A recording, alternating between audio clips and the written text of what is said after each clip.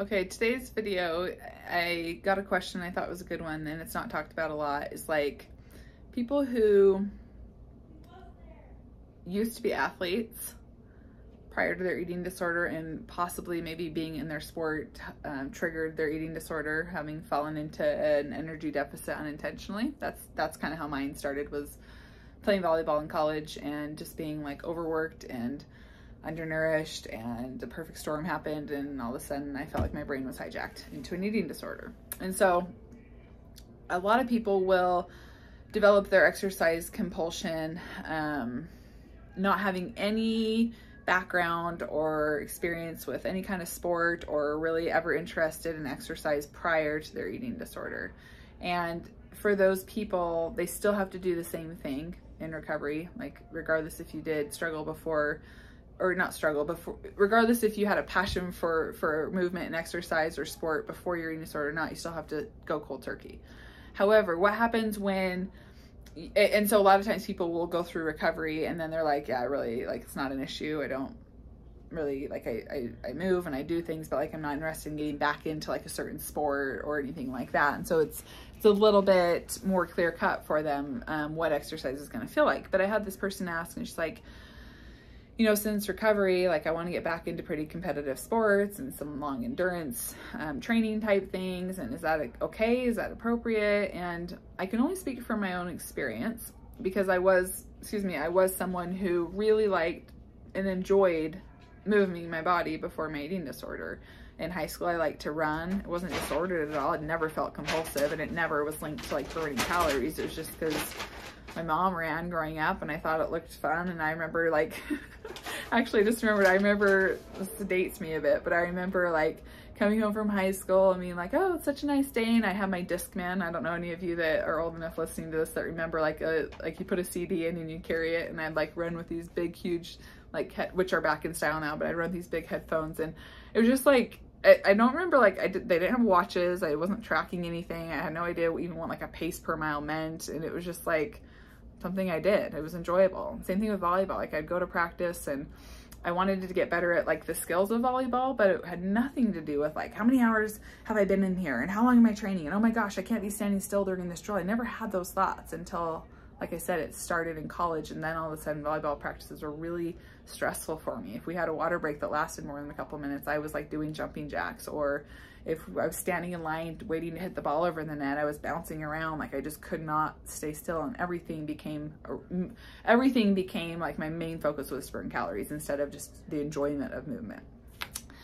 And so I was confused about that when I started recovery and I went cold turkey. I actually didn't really know, like, what is that going to look like then? Does it mean like I can never enjoy movement again? Does it mean I can never do things I used to do without it becoming disordered? Because I knew that I liked exercise and I knew I'd probably want to be able to do it again when I fully recovered. However, for me, it really helped me to know that I had to overcome that compulsion to exercise if in fact I wanted to ever be able to even have the opportunity or possibility to be able to do any kind of sport or activity at that level again. So it kind of helped to motivate me to break that compulsion and to go cold turkey, knowing that I really just wanted that old relationship back that I had before my eating disorder. And I'm so glad that I did, because I really, and this is why I'm so kind of anal about this with my clients, is like, had I not tried for so many years to try to recover while still keeping exercise in the mix of recovery and failing over and over and over again, only to find that I was right back into like, I could do it for a while. I could like maintain sort of what you would consider like a normal workout plan on paper that would look totally moderate and normal to anyone. And I could do it for a while, but then what would happen is like 30 minutes would turn into 40 minutes, and then 40 would turn into 45, and then 50, and then 55. And then I'd be like, okay, no more than an hour. I cap it an hour. I'm going to do an hour. And then it would be an hour, and months would go by, and all of a sudden I find myself, it's an hour and 20, and now it's an hour and a half. And then it would just spiral. And it was just like completely lost again. And that happened so many times in my prior attempts to recovery that it was pretty clear cut that I knew I had to give it up completely in recovery. And during that time of not exercising at all, I learned so many things about myself. So many things about myself. First, I learned that my only coping skill was exercise and restriction. I learned that I was very driven by other people's approval or praise about my body. I learned that it was a very effective tool for me to numb out by moving. I also learned that as I came out of that deficit, that drive to move went down, which was surprising. I didn't understand how that was going to happen, but it did. And now moving forward, let's jump ahead now to where I'm at now. And exercise is something that I enjoy again. There are exercises that I did when I was sick that I will never touch again, that I just like, since fully recovering, I've like given them a go, and I'm like, yeah, no, not something I like doing, not gonna do it. And not having that like drive to do something no matter what, or just killing myself and busting through, you know, any kind of barrier that my body might be telling me to stop. I don't even have that. Like, I think I thought that was a superpower when I was sick, and thank heavens I don't have that, if you want to call it a superpower or a disorder or whatever it was. I don't have that anymore. I really don't. Perfect example of this is my sister lives nearby, and she's always been like a very competitive, fast runner. And you know, I took a long break from running. And since having Hazel, up until a few months ago, I probably went running, I don't know, once, maybe twice, like in the last year. And it was just kind of like, eh. And then my sister was like, we should go running together. I'm like, yeah, all right, I'm not running with you. Yeah, right.